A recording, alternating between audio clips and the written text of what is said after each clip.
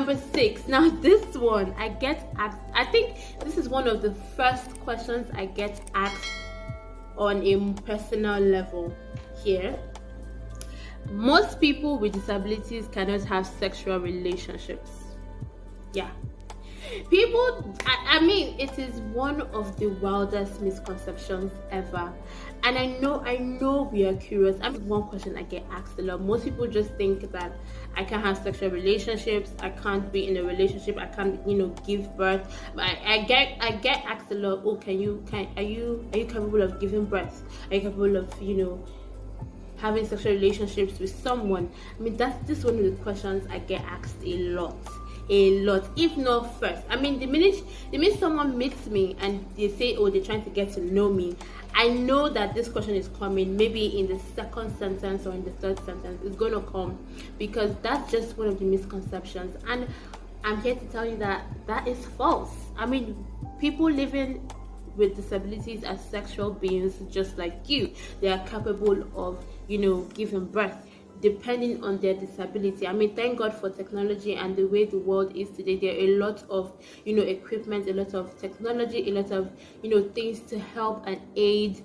persons with disabilities in, making sure that they, be mothers and fathers. So I'm just so grateful that we're living in a time now where these things can be tackled, these things can be actually managed, and these things can help persons with disabilities, live a more fuller, high quality life. Okay, so yeah, we can have sexual relationships. We can, do things that able-bodied people do too. Okay. Number 7, not every building needs to be accessible to people with disability. Yes, not every building is regularly visited by people with disabilities, but I still believe that it is important for every building to at least have accessibility to people with disabilities. That's one thing that I try to do in my own little way. Like when I go somewhere. Okay, let me tell you a story here, guys. I went out with a couple of my friends to a place in Abuja. When I was in Abuja, I went out to a place. It's called KJ Grills, and they do karaoke Thursdays there. So that was the first time I was going there, and it was quite difficult for me to gain entrance into the place because the ground was covered with stones and gravels, and then my wheelchair was just they had to pull and tug and carry me and all of that.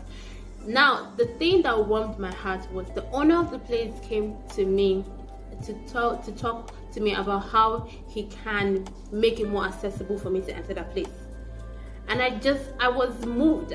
Till this day, that place has my heart, because that is someone that really wants to, that recognizes that persons or people with disabilities, they are part of the population as well, and he's readily available to make his infrastructure accessible to all.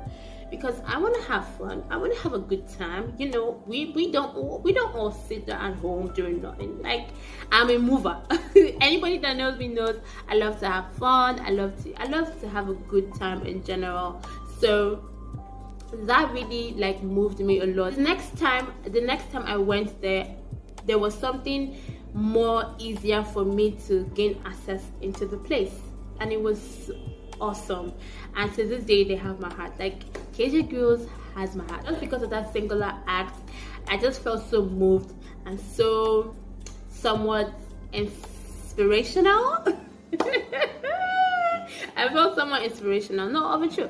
I try in my own way to let the public, or anywhere I go and I know it's going to be difficult, I try to give my input of, okay, no, y'all should make this space a little bit accessible, because I could be coming here. I mean, clubs don't make it that accessible for me to go. And I like loud music, I like to party, yeah. So going to clubs for me is kind of tedious. I like groove. I like to be there's some days I feel like going to the club just to hear that loud music banging in my head and me having a good time with my friends, and I can't do that because most of these clubs, they're either discriminatory, or even if they're not, the way they're set up is not okay. enough for me and my wheelchair to even contain. So I feel like clubs should be more accessible, they should be more inclusive when they are, you know, building a club or a lounge or whatever it is. I feel like they should be more inclusive, because you never can tell. Jennifer can be pulling up in your club ready to spend a million, okay? And if you don't make it accessible to me, you lost me. And your Moe and your Dom Perignon, nobody's gonna buy it. This is what I'm trying to say. So you can never tell. I'm gonna pull up in my Bugatti, no, in my Tesla Black. Okay, another misconception or stereotype is having a disability is not the same as being handicapped. Now, disability here is defined as a condition that damages or limits a person's physical or mental abilities, while handicap, according to the dictionary, is an impediment or circumstance that makes achievement usually difficult. Do you get the difference? People with disability have some form of physical or mental disabilities, while they are handicapped. The reason why they are handicapped may be because there is a barrier that exists that limits their participation in society. Do you get? For example, not having access to an infrastructure, and which can hinder their, which can hinder them from actually achieving or carrying out their best. Putting some limits in their day-to-day life, if that makes sense. Okay, the next misconception is people with disability always need help. Now, from time to time, of course, we all need help at some point, but it is wrong for you to think that people, just because I'm living with disability, I always need help. Most of the time I do everything myself. Like, let's say 80% of the time I do things myself. Yes, occasionally when I'm tired or when I just don't feel like it, I would have someone help me, but half of the time I'm doing stuff myself, going out myself, doing this myself. I'm doing everything myself. And yes, if at all you would love to help, I prefer if you ask me than just assuming that I need help. That's one thing that I don't get. Like, that's one thing that upsets me. Like, when people when people just meet me, they just automatically think or assume that I need help. You don't even ask me like, oh, do you need help? Most people with disabilities are usually independent. Most people with disabilities prefer to do things themselves. They don't want to be that dependent. I personally don't like being fully dependent on someone. It aches me. Like, I feel like I'm a burden, or I feel like I'll be a liability or a burden to you. So I personally don't fully like being dependent on people. Yes, I would ask for help occasionally when it's necessary, or when I need it, or when you ask me. So that sometimes if you even ask me if you need help, I can say, oh no, thank you, I've got it. But then sometimes if you ask me, I would say, oh yes, please, I need your help. I'm so fatigued and I can't really do it right now. Do you understand? So yeah, the last one here is there is nothing one person can do to help eliminate the barriers confronting people with disabilities. And I feel that is false. I feel like we can all, in our own little way, come together to break some of these barriers, especially with persons with disability. First of all, we can all, in our own little ways, first of all, we have to accept and know that these persons with disabilities, they have the same needs, the same feelings, they have the same dreams, the same goals. They cry, they get angry. They are people like you and me too, and we can all do our part. I do my part on a daily. I try to do my part on a daily basis. Like I said, I try to input. I try to educate. I try to let more people understand that yes, I may be living with disability, but I can have a full quality life out here in the streets. Yes, I'm not saying it's easy every day. Of course it's not, and nothing, I feel nothing is easy every day. We all have our struggles and issues. There's nothing like limitations for me, honestly. Like, I don't see anything like limitations. Yeah, and that's what I try to project out there with how I live my life. I have a regular everyday life. You get?